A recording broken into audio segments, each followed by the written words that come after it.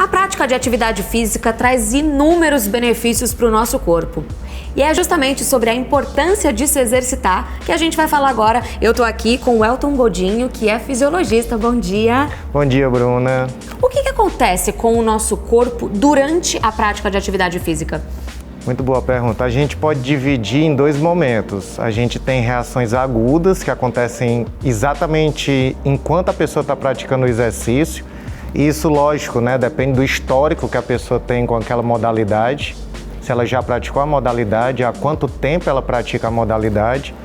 E aí a gente tem um aumento do gasto calórico, a gente tem um aumento da temperatura corporal. Um detalhe bem interessante é uma redistribuição do sangue. O músculo, que embora seja, né, um dos maiores órgãos do corpo, no repouso recebe 20% do sangue. Durante o exercício ele chega a receber 80%. E essa redistribuição vascular muda vários aspectos fisiológicos no corpo e a gente tem respostas crônicas, melhora na respiração, diminuição do percentual de gordura, entre outros fatores. E o que ocorre com o nosso corpo depois que a gente praticou algum exercício? Depois que a gente praticou, a gente tem um efeito chamado efeito EPOC, que é um consumo excessivo de oxigênio pós-exercício. Não literal a tradução, né?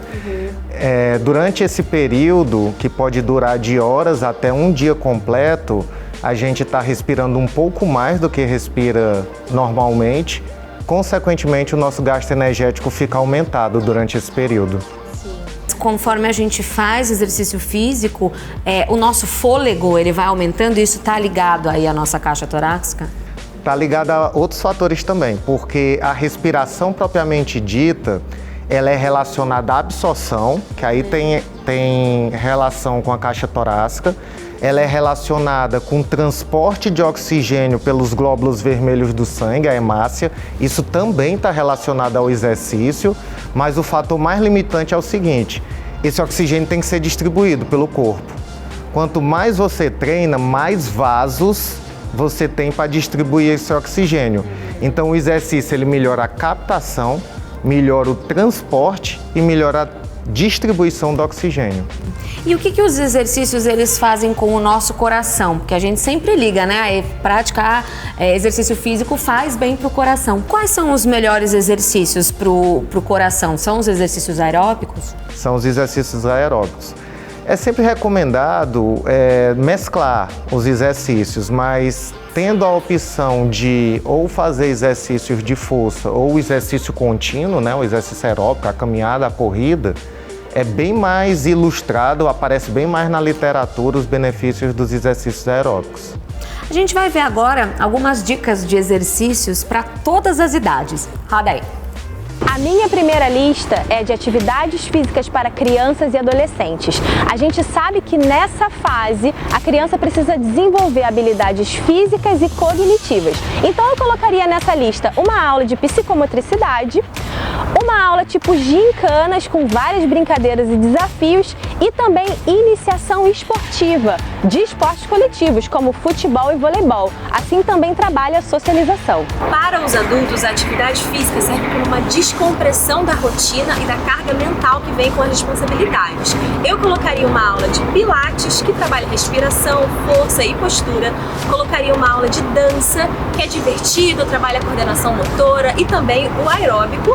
Uma aula de treinamento funcional, que trabalha força e todos os padrões de movimento. E também uma aula de yoga, que não só trabalha a parte física, como a parte mental. E na lista dos idosos, a gente precisa colocar atividades que garantam a capacidade funcional. Exercício de força, que pode ser com peso do corpo ou com equipamento. Exercícios de mobilidade para garantir a flexibilidade. Exercícios de equilíbrio e também os aeróbicos, que podem ser caminhadas ou corrida. Na infância, uma criança que começa a praticar atividade física, a chance dela levar isso para o resto da vida é maior? É maior, ela cria o hábito e dentro da sua pergunta tem um tema que foi muito comentado ultimamente, que é a epigenética. Então vou pegar um fator genético como a altura. A altura não é influenciada só pelo gene dos pais, ela é influenciada pelo ambiente. O que é ambiente? A alimentação, a ausência ou presença de exercício, o espaço que a pessoa vive. Ou seja, fisicamente também, quando eu tenho a presença do exercício desde o período de crescimento, o meu potencial físico é atingido de forma máxima. E o que acontece com os hormônios? Quais que são liberados durante a prática de atividade física?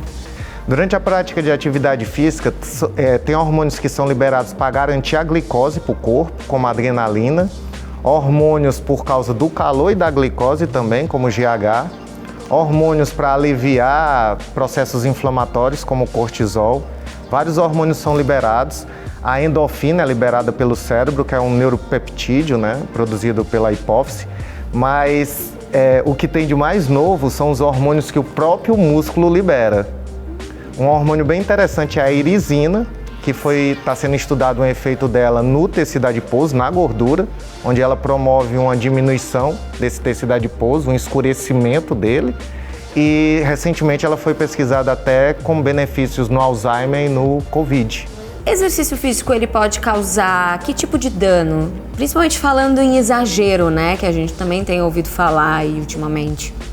A gente pode ter exagero com exercício físico na intensidade dele, né? Quando a pessoa está utilizando cargas muito além do que consegue por um objetivo, geralmente por objetivo estético, mas também é possível exagero de volume, quando a pessoa não dá um período de recuperação necessária para as estruturas do corpo se adaptarem.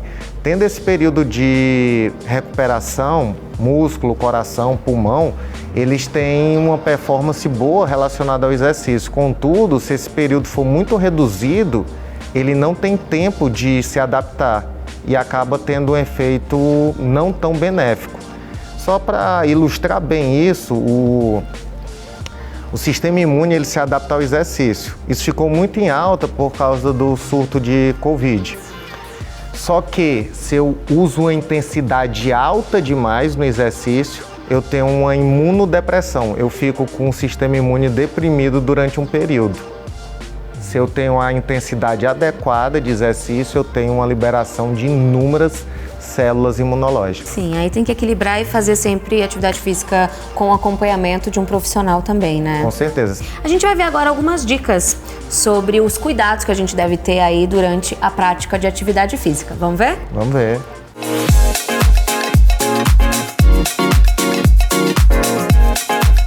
Oi, eu sou Karine Conrado, profissional de educação física, e hoje eu venho aqui para te mostrar 5 dicas de como iniciar a atividade física sem qualquer risco.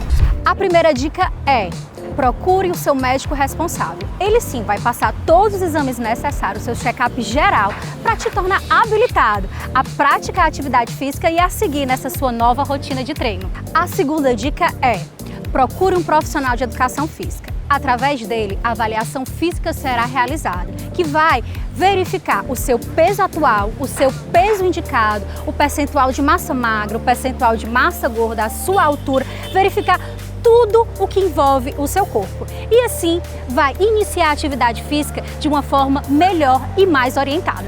A terceira dica é: escolha a modalidade esportiva da qual você se identifica. Se você é uma pessoa mais introspectiva, prefere aquela atividade mais paradinha, mais concentrada, a musculação ela é ideal.